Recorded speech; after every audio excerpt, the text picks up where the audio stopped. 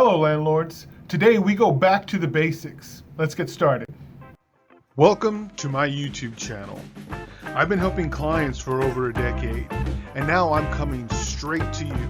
To get even more great videos, click our links to like and subscribe. Stay in touch by phone, text, email, or on our highly interactive Facebook group, Texas Landlords. And now, Ernie Talks.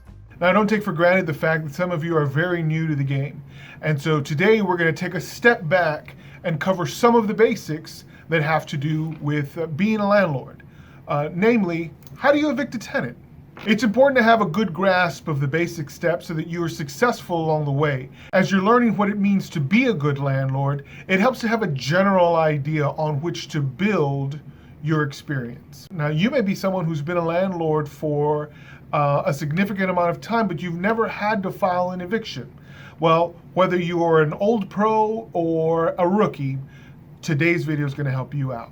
A good eviction is going to start with a good application. You always want to start off by knowing who your tenants are.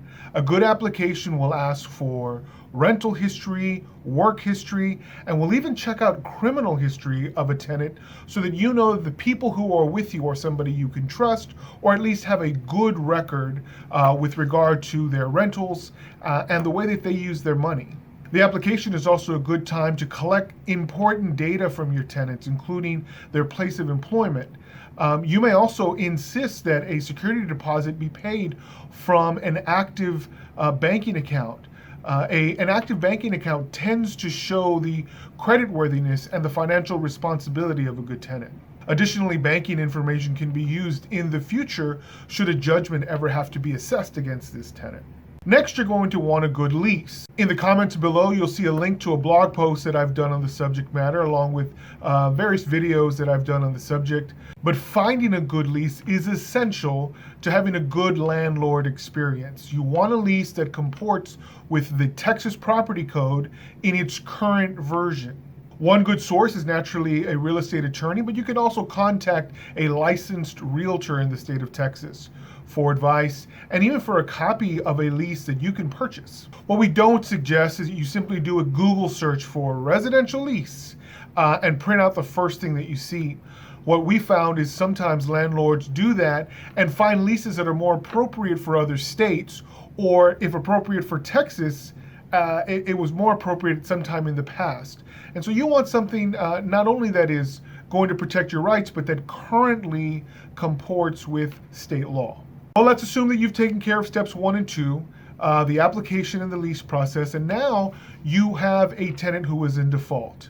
What do you do? Well, you have to determine if that default is something that amounts to a violation of your lease that would entitle you as a landlord to demand possession. A demand for possession is an unequivocal demand that the tenant vacate the property. In Texas, the basic number of days that are required of a landlord to give a tenant is 3 days to vacate a property upon demand based on a default. This demand must be made in writing and delivered properly. Again, you'll see in the comments links to articles that we've written, as well as lists of videos that we've done on the subject. There are numerous. After you've waited the requisite number of days after delivering a proper notice to vacate to your tenant, you may file your eviction petition in the precinct of the county where your property is located. If you are unsure of the precinct where you should file your petition, my suggestion is to call a local justice of the peace and simply ask, I would like to file an eviction. Is this property located in your precinct? A helpful clerk may inform you as to whether or not yes or no the property is located in that particular precinct. If it's in a different precinct, they may also inform you of that fact. Once you've filed your petition, generally the process should be complete within 21 days.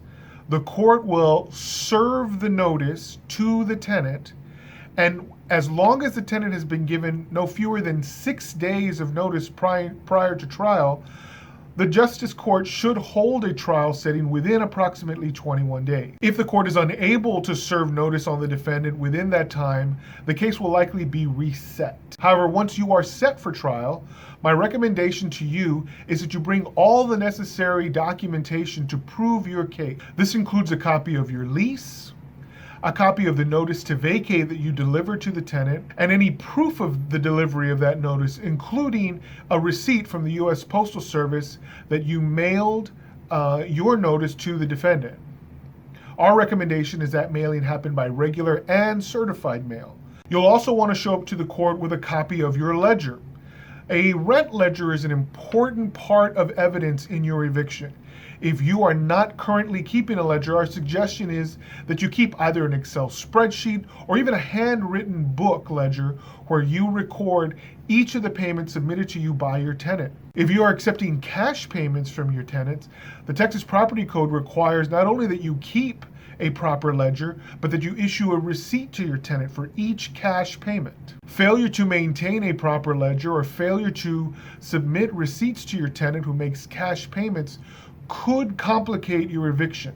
Remember that the burden is on you, the landlord, to prove each of the elements of your case, which would include the fact of the lease itself. It would include the default, generally speaking, non-payment of rent, and it would include your records of default, along with a copy of your notice to vacate. All of this should lead to an easy decision for the judge that you have a superior right to possession over the tenant based on the lease between you and that tenant, based on the default, and then based on your evidence of the default combined with your notice to vacate. Remember that your judgment in an eviction case is limited to non-payment of rent. You're not allowed to tack on late fees or unpaid deposits or fees for damages. If you're represented by counsel, you can request your reasonable and necessary attorney's fees. And in every court case in Texas, you are eligible to recover your court costs. Once you've secured your judgment from the Justice Court, you'll have to wait a certain number of days. The tenant will have an opportunity to file an appeal. Generally, a 6-day waiting period is required. However, once the time for a tenant's appeal has lapsed, you will then be able to purchase what's called a writ of possession. If the tenant continues to remain in possession, has not appealed, and their right to appeal has ended, with the purchase of your writ of possession, the court will order a constable to forcibly remove the tenant from the property. This forcible removal happens with a written notice which is posted to the door of the rental unit. Once that notice is posted, it reads that the tenant has 24 hours to vacate before the constables return to remove people and property from the rental unit. Generally speaking, tenants who are served with such a notice do vacate in time. However, if your tenant fails to vacate after the delivery of a writ of possession, the constable will coordinate with you to set up a date and time for the exercising of the writ.